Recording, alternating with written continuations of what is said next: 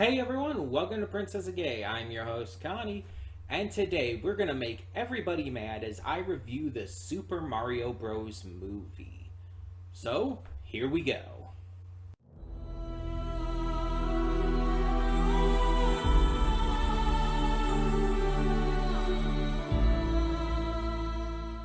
Okay, so the Super Mario Bros. Movie got a lot of interesting reviews.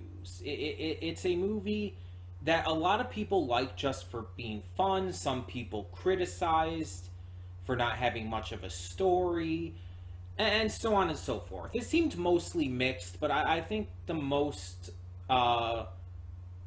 common thought is it's good. It's just good, harmless fun. It's not meant to be anything deep, anything special. People like it. So, a lot of people went into this not knowing what to think, not knowing how it was going to turn out compared to other video game movies, and came out pleasantly surprised. But, not everybody went into this with a lot of empty thoughts. That's where we come to myself.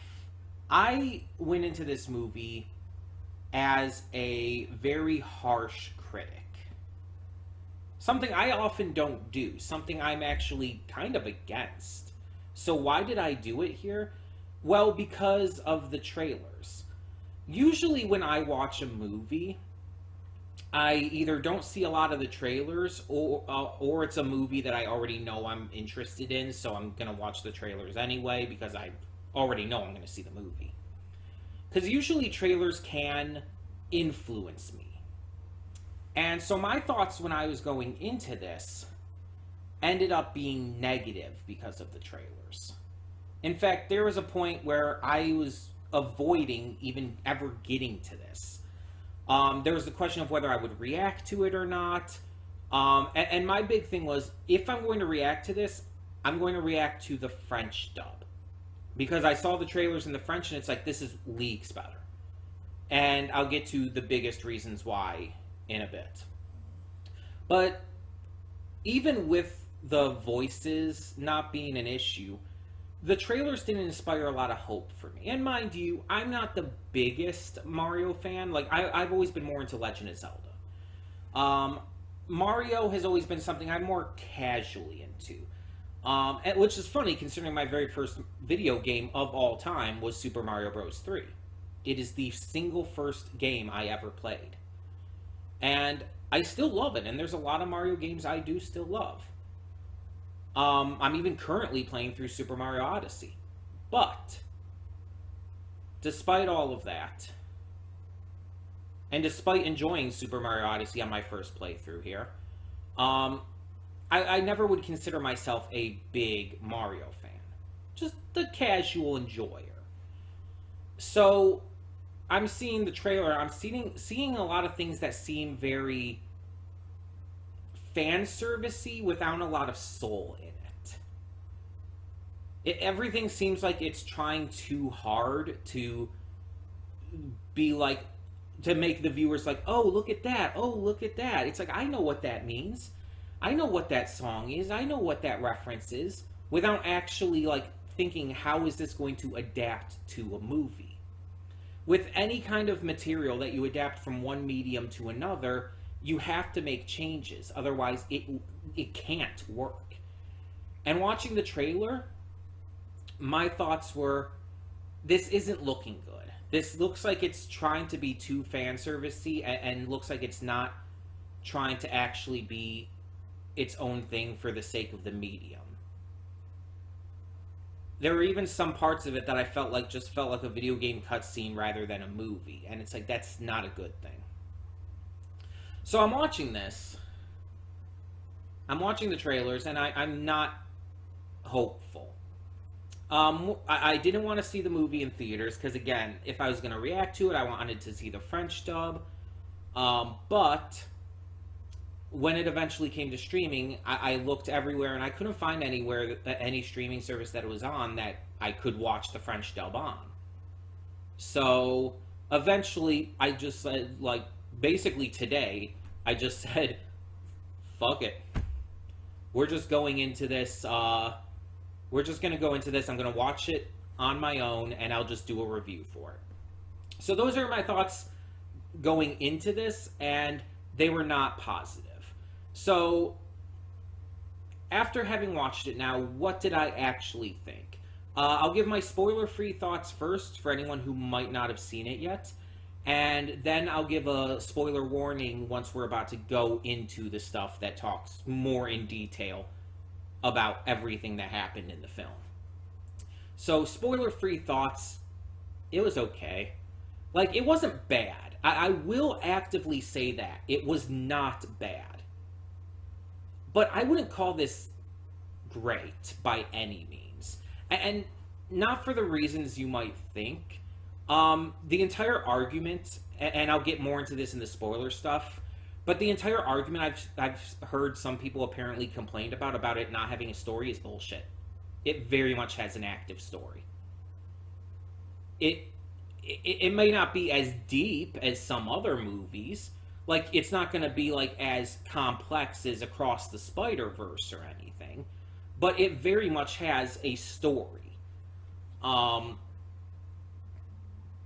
It's not that funny. I think there was a lot of points that were trying way too hard to be funny and just felt very dated in its type of humor.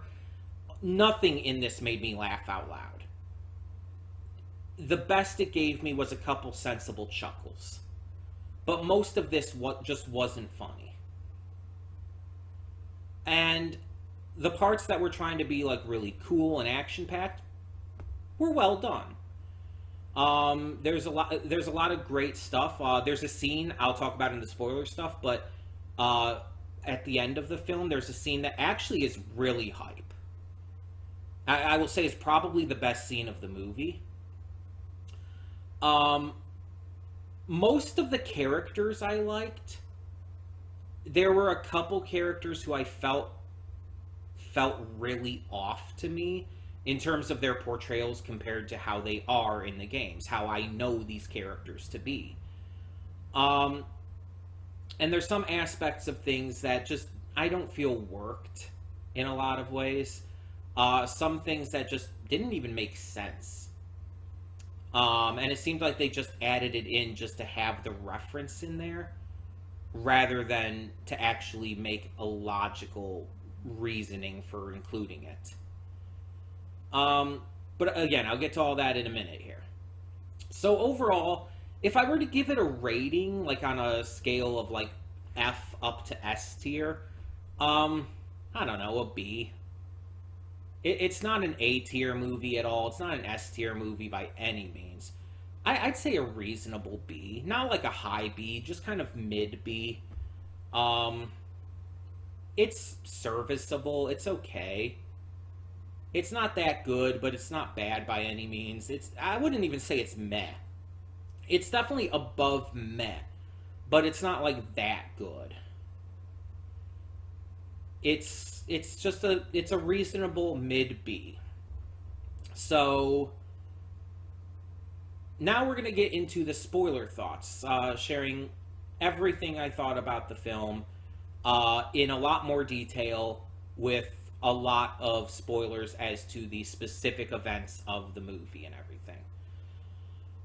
So if you have not seen the movie yet and want to avoid spoilers, I would suggest clicking off, because we're going to begin with that in just a moment here, and I am going to go into a lot of detail. So just letting you have that moment to back away now if you have not seen the film. But if you have seen the film, we are going to continue with spoilers in 3, 2, 1, now. Okay, so, talking about spoilers. This is called the Super Mario Bros. Movie, right? It's completely an inaccurate name. This is the Mario and Peach movie. Luigi almost has nothing to do in the film until the end of the movie. Granted, at the end of the movie, what he does do is fantastic. But for most of the movie, he's a damsel in distress, basically. He's at the very beginning and the very end and everything in the middle. He's shown, but he literally does nothing of any value. He gets kidnapped. That's it. And it's like, I get Luigi's character is all about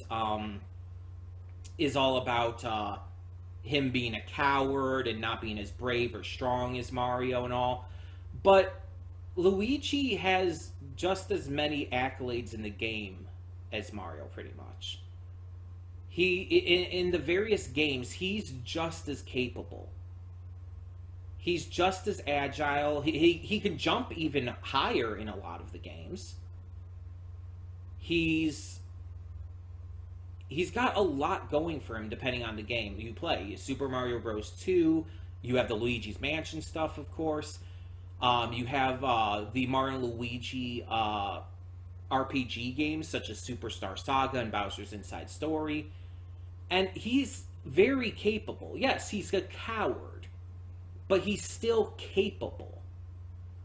And I feel like that was just not shown in this movie. It felt like, again, like he was a damsel in distress the entire time. He basically took the role that Peach has in a lot of the games, especially the early stuff. But let's be honest, even current day stuff. It's even done in Odyssey. So calling this a Mario Brothers movie is a bit of a misnomer. It's really not accurate. Mario, as a character throughout this, is off. And I think part of that has to do with this being an Isekai, which I'll talk about in a bit. But because he's a normal human who goes to the Mushroom Kingdom through a warp pipe, he doesn't feel like Mario. He feels like a normal human who goes to the Mushroom Kingdom through a warp pipe. Luigi feels more like Luigi. Peach feels like, well, I'll get to Peach. But a lot of these other characters in the Mushroom Kingdom and surrounding kingdoms feel like the actual characters. Mario does not. Mario feels like they tried to give more of a character to Mario, but didn't realize that Mario already actually had plenty of character to him. And it just made him feel off. Not necessarily bad, just it didn't feel like Mario. Then you had Luigi himself, and again, like I said, Luigi felt like Luigi. Luigi was fine. I just don't like that he did practically nothing during the vast majority of the film. But as for how he was portrayed, I think Charlie Day did a good job. I think the writers and animators actually portrayed him fine. But again, I'll get to voices and stuff later as well. Let's talk about Princess Peach. Princess Peach, to no surprise of anyone, is my favorite character in this. Princess Peach is already my favorite Mario character as is, but then you have the addition of this kind of turning her into as some people were equating it to, kind of turning her into a quote-unquote girl boss. And I hate that term because it's so condescending. But at the same time, it's kind of the best thing I could describe. Like, in this movie, Peach is obviously not the damsel in distress. She's brave, she's a fighter, she's skilled, she's strong-willed. She still has her typical kindness and gentle demeanor and loving, caring attitude. But she's a lot more than that, too. She feels more like a modern-day strong female character. And there's a lot of good about that. And my biggest issue with her lies in the fact that I just wish that her voice was the same as in the games. And again, I'll get to more of the voice stuff later for specifics, but I think that the voice being like that would have actually made the character even more fun and cool, because it would be so different than the personality. And I think that would just really work in this sense. Um, Bowser in this personality is mostly fine. There's a couple points where I feel like he's hamming, where he's hammed up way too much. But for the most part, the personality's fine. Um, he's threatening at certain points. He's a jealous idiot at certain points, which definitely works for Bowser. He's a bit of a goofball, but he feels mostly like Bowser. Then we have the Kong Kingdom, and this is something I want to talk about a little more in detail because this confused me. The Kongs aren't a kingdom. Like, Cranky Kong is never a king. He's never been a king. Or, I guess by extension, Donkey Kong a prince. They're just apes who live in a jungle. They're not a kingdom. Like Cranky Kong, I wouldn't even call Cranky Kong like a patriarch of the Kong family. It doesn't have any kind of hierarchy like that. The most we get for Cranky Kong is that he's just the wise old Kong who just kind of lives by himself and is cranky. He's nothing like that in this movie. I don't know if it's because they cast Fred Armisen, but he was just a weird king. Like, more equatable to, like, King Boomy from Avatar: The Last Airbender, just not as crazy. Like, King Boomy when he's actually being serious, I guess you could say. It's not Cranky Kong. I really don't understand why they chose to turn the Kongs into a kingdom. It doesn't make a lot of sense. It just feels so far removed from the actual games, and just didn't work at all, in my opinion. Donkey Kong was one of my biggest points of contention going into this movie. Mostly because of the voice, because I think that Seth Rogen's voice is entirely wrong for Donkey Kong. And again, get into the voices later, but in terms of personality, Donkey Kong reminded me a little bit of the old Donkey Kong Country cartoon Donkey Kong. You know, where he was show-offy and goofy and would, like, pump his pecs and try to be cool and stuff. It's like, yeah, there was definitely some reminiscence of that, which I actually like. Not in terms of the series. That series was shit, but in the best way. It was like shit, but it was good shit. But no, I actually like that he reminds me of that, because that's always kind of how I view Donkey Kong. As that goofy, ridiculous, show-offy type dude. So, I like that the personality's there. He has this rivalry with Mario in the movie, though, and I felt that made no sense. It just kind of felt forced in and was never entertaining or funny or enjoyable to watch. It felt cringy most of the time. Because it felt super generic, too. Like, they didn't do anything new. It's like, oh, you've seen two characters have a rivalry in anything before? You've seen this. It's literally the most generic character rivalry you could have. So it just felt out of place. And it didn't add anything to the movie either. There was literally no point to it. Toad is there too, I guess. He didn't really add anything to the movie. I felt like they were trying to have him be a comedic part of it. There's a lot of Toads, obviously, but the main Toad, played by Keegan-Michael Key, is who I'm referring to. He's just there. Like literally, he doesn't do anything of value. There's a couple jokes that they try to run with him, like the fact when they're making their carts for the Mario Kart portion of the film, his is like this giant, like almost monster truck like car. It's like, and they're like try to make it like a joke, and it's like, what's the joke? Like, where's the humor here? What's the punchline? I don't get it. Because he's little and he's in this giant cart. Is that supposed to be? That's not funny. There's nothing funny about that. I don't understand what they were going for with his character. He felt shoehorned in. He felt entirely needless to this film. You could take him out and it wouldn't affect anything. Now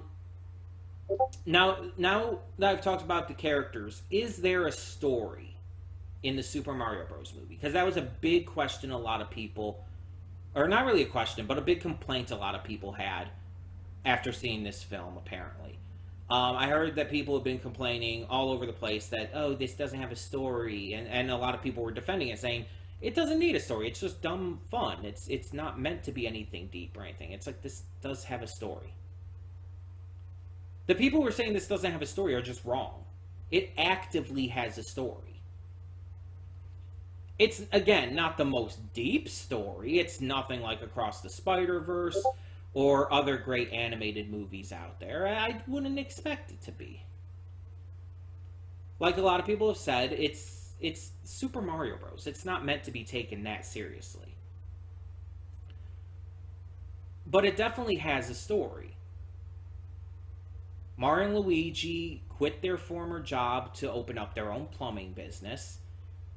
While trying to save Brooklyn from being flooded due to water main breaks or whatnot, they end up accidentally finding a warp pipe that transports them to this other world. They literally get isekai'd. If you don't know what that means, it's an anime term where it basically just transported to another world. You take a character, put them in an alternate dimension or whatnot, that's an isekai. Think, if you want to think of Western animation and stuff, think like the Owl House or Amphibia, stuff like that. Or Samurai Jack kind of counts, even though that's technically the same world. It's so different of the time period he's transported to that it kind of counts as an isekai. But there's a lot of anime that focus on this genre, such as Sword Art Online and whatnot. The isekai genre is a really fucking weird thing to introduce in Mario. It's the weirdest thing. But the point is, I'll get to that in a second. There is a story. They get transported there. They get separated in the warp pipe streams, which that's a thing apparently. Luigi goes to the Badlands where Bowser's castle is, and Mario goes to the Mushroom Kingdom.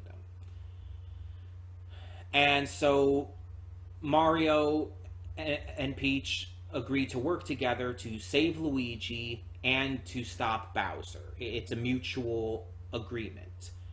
And that's the movie. That's the plot. Again, not a big, serious, in-depth story to it, but it has a story. Bowser's entire conquest of everything is just to impress Peach to get her to marry him. And when she says no and everything, he rampages and stuff. It's like there is a story. Again, simple, very simple, but still, it exists. And yeah, the isekai thing, like, there's a time and a place for isekai. Mario is not it. I just don't think it makes sense here. And it kind of takes away from Mario to be isekai'd here. Because Mario and Luigi are supposed to be from the Mushroom Kingdom. They're inhabitants, just like Peach. We don't know why they're like some of the few humans there, but they are. That's just how it is. They're not from another world. In fact, according to some lore, they were even originally delivered to Yoshi's Island specifically, which we did see briefly in this film. but it just doesn't make a lot of sense for this to be an isekai. And like I said, it took away a lot from Mario's character because it made him feel off. It made him feel like a normal person rather than Mario. Um, and a lot of the writing definitely affected that for sure. But he never felt like Mario to me.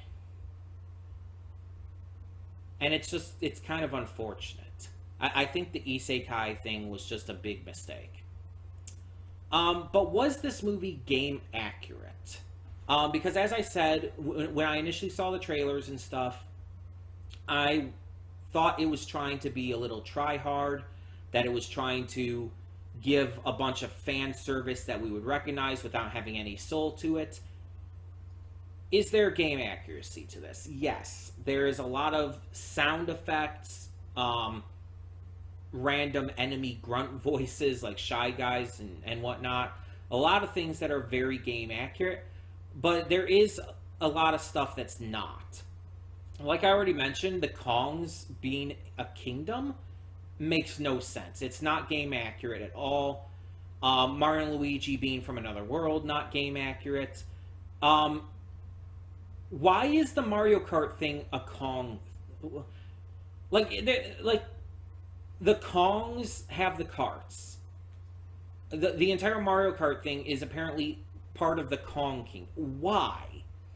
It felt like they wanted to put Mario Kart in here, but had no fucking clue how to integrate it. So they just threw it into the Kong Kingdom and said, okay, we'll just put it in here without giving a shit. Not like anybody's actually going to care. It's like, it makes no sense. It feels so just randomly thrown in, and just, it does not work. There's a lot of little things here and there, and it's just... And there's some things that aren't game accurate that can work a little bit, like Peach's personality being more built up and everything, and having more to her. Though anyone who says Peach never had a personality or a character in the games is just stupid, or they didn't play the games, because Peach very much did. But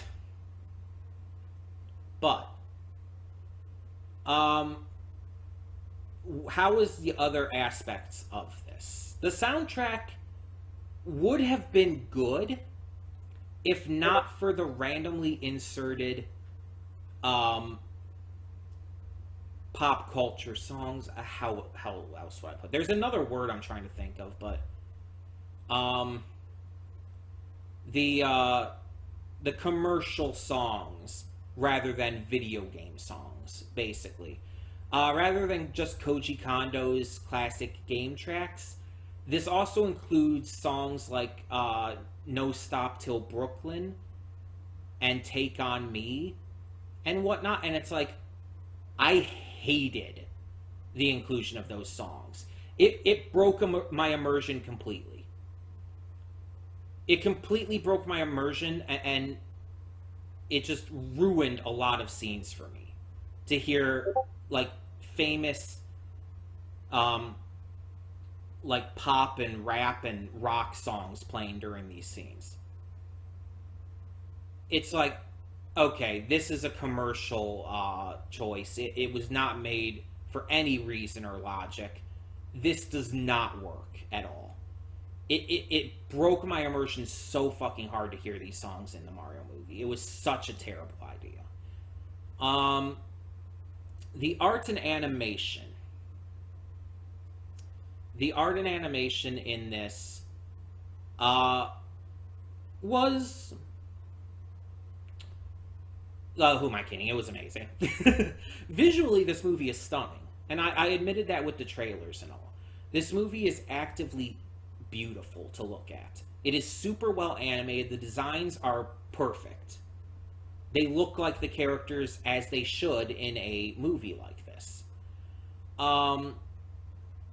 Visually, it looks amazing. And so then we get to the voice acting. And this was the biggest flaw the movie had, even more so than the bad soundtrack choices. And this I knew was going to be the biggest issue like the instant I heard who was voicing these characters. Because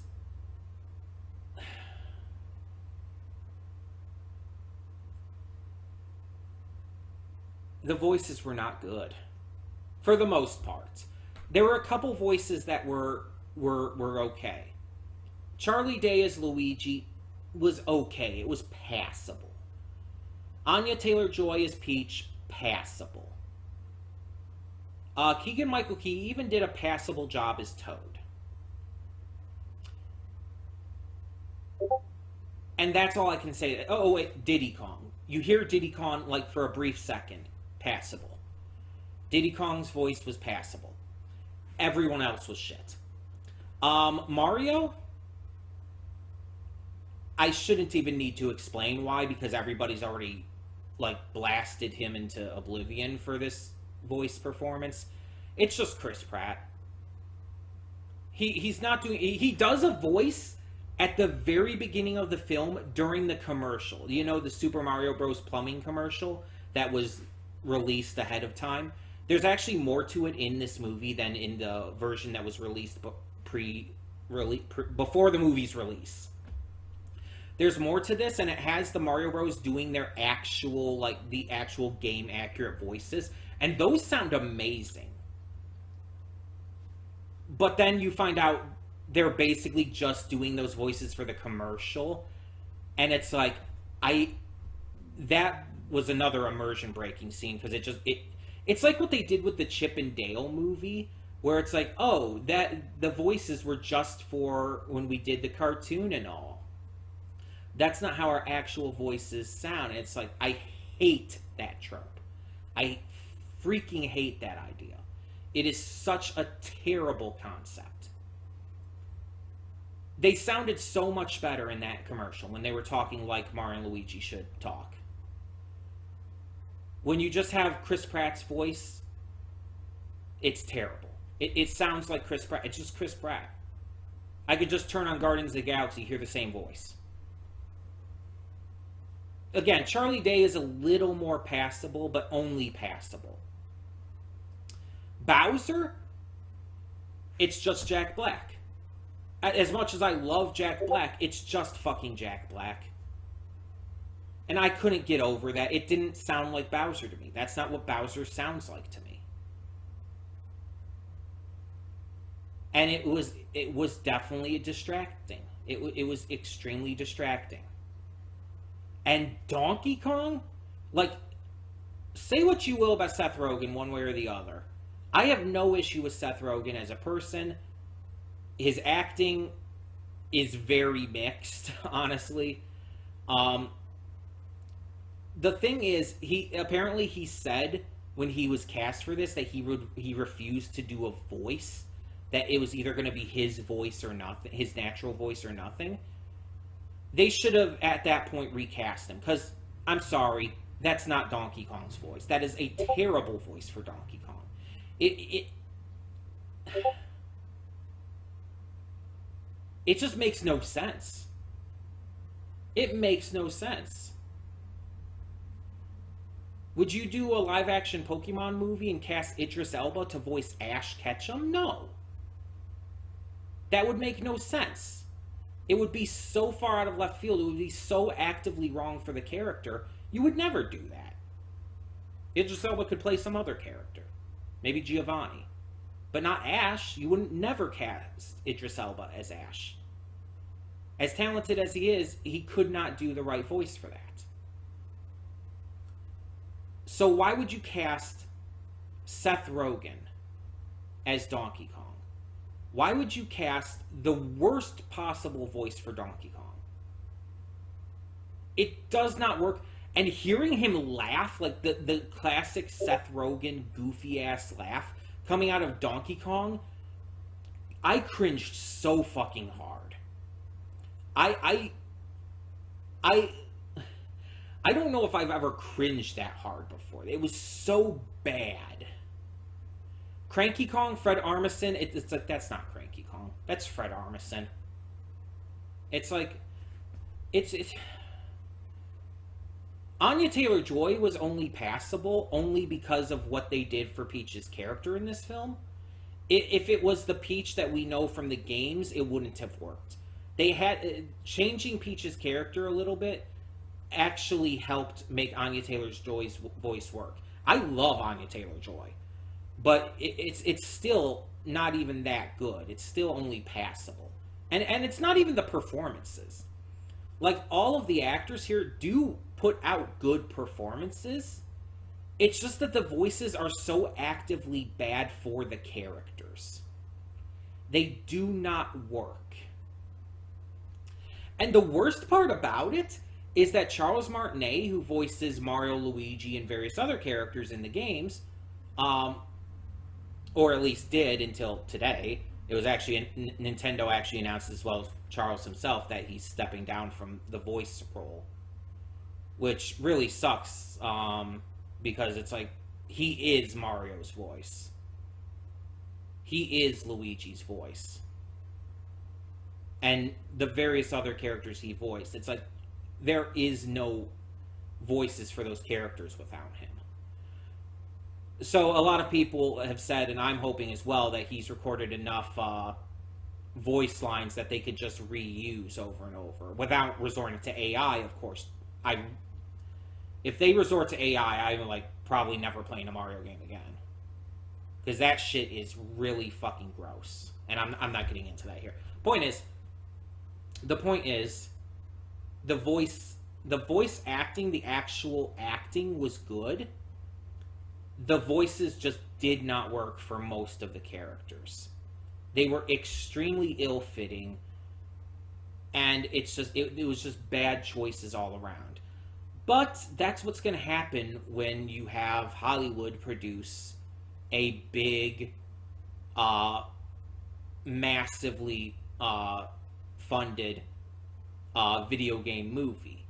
They're going to look for the big stars to play the roles rather than voice actors, because the big stars will get them more money. It'll get people more interested in the film because of name recognition.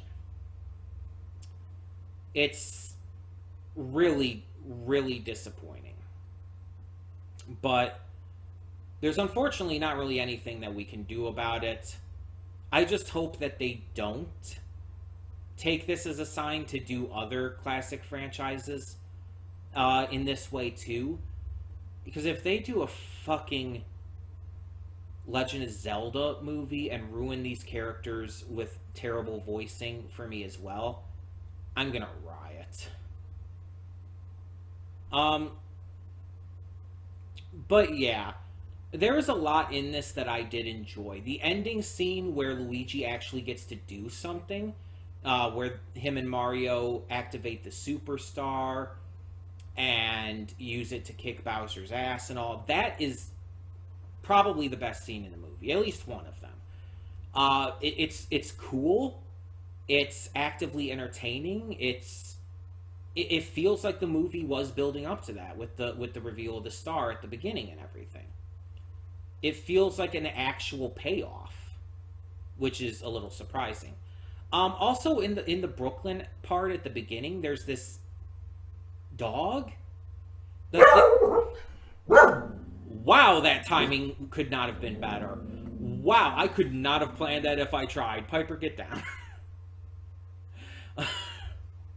I think she heard me say dog and thought there was something outside. At the beginning of the movie, Mario and Luigi are doing a job, and this, I guess, rich couple has a dog that Mario and Luigi upset and fight with and everything. And it's like, why is this scene here? Why is this scene here? It feels like it's wasting time. And it kind of comes back at the end once they all come into Brooklyn, into Earth, and, you know, after seeing the Mario Bros save the day, beat Bowser and everything, the dog kind of gives Luigi a courteous nod. So it's like, it's there, but yeah. But between the issues of this film, there's a lot that I couldn't overlook, and as of such, like I said, I find this film to be serviceable, a mid B. There were put two post credit scenes though. Let me talk about those. The first one is pointless. It's just okay. They shrunk Bowser at the end of the movie, so the first post credit scene shows a shrunken Bowser continuing to sing his Peaches song. Which, by the way, that song was stupid. Everybody lost their mind over that song. It's like, it wasn't even good. It was just stupid. It wasn't funny. It wasn't entertaining. It's like honestly, I think one of Jack Black's worst singing performances. It doesn't sound good at all.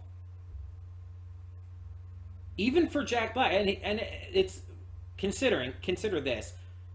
One of Jack Black's worst singing performances is still really good. Like, his performance is really good, but it's one of the worst that I've heard from him. Anything from, like, his Tenacious D stuff is better. Anything that you hear him sing in other movies, like School of Rock, is better. But, again, it's still Jack Black, so there's still quality to it. But it's one of his worst performances that I've heard. The second post-credits scene is not really much of anything either. It's like they show Brooklyn, the underground sewers of Brooklyn where the warp pipe is, for some reason. Yeah, that's never explained, by the way. The warp pipe is there. That's where the warp pipe is in like the underground sewer tunnels and all. And this is like after Mario and Luigi had returned to the Mushroom Kingdom and have decided to live there. Everyone else from the Mushroom Kingdom returned and everything as well. And so you see it go back to that little scene on their Brooklyn, and there's a Yoshi egg. And the Yoshi egg starts to hatch, it goes to black, and you hear the classic Yoshi noise, sound, voice, whatever you want to call it. You see, this would have been better if Yoshis weren't shown earlier in the movie. Like, there's a kind of this, like, scene where Mario and Peach are going through all these different areas, and one of it is literally them on Yoshi's Island. It shows a herd of Yoshis run by, and one stops and looks at them. It's like, if the Yoshis weren't shown, that would have been a bigger surprise.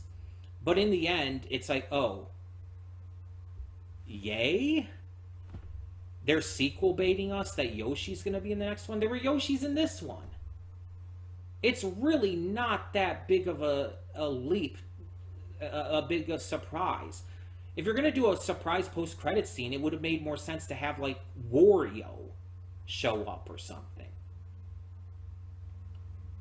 That would have been a better post-credit scene if you wanted to do a surprise. Also, Pauline was in this. Pauline is apparently, I guess, the mayor of Brooklyn. Just randomly shown on the TV at one point. Why the fuck not, I guess?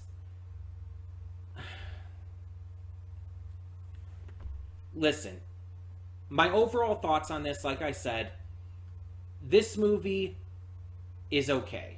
It's not bad, but it's not that good either.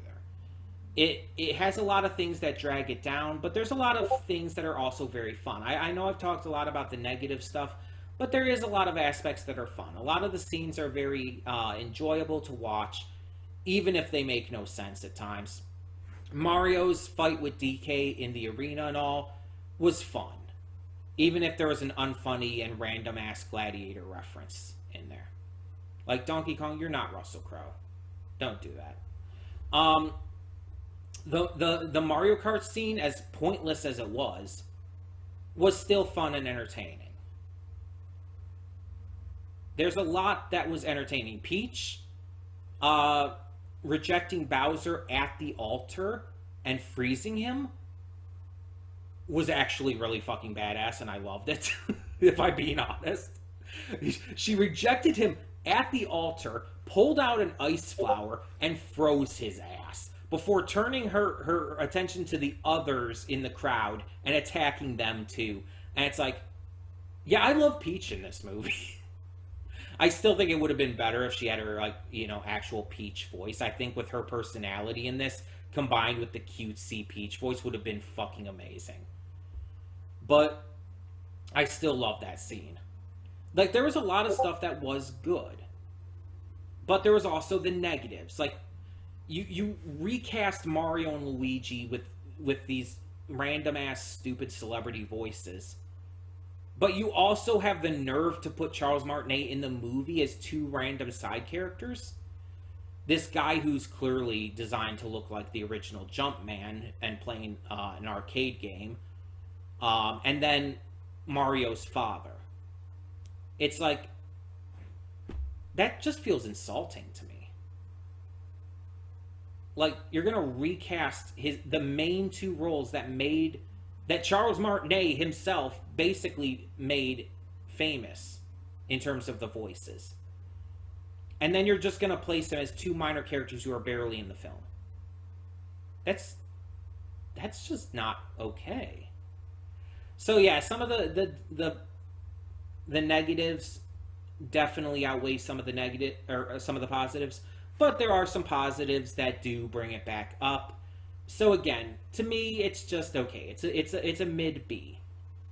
Nothing that good, but nothing bad either. Overall. But tell me in the comments below, what did you think of the Super Mario Bros. Movie? Let me know all your thoughts down below, and thank you so much for tuning in. For now, I'm Connie, and I'm signing off. See y'all next time.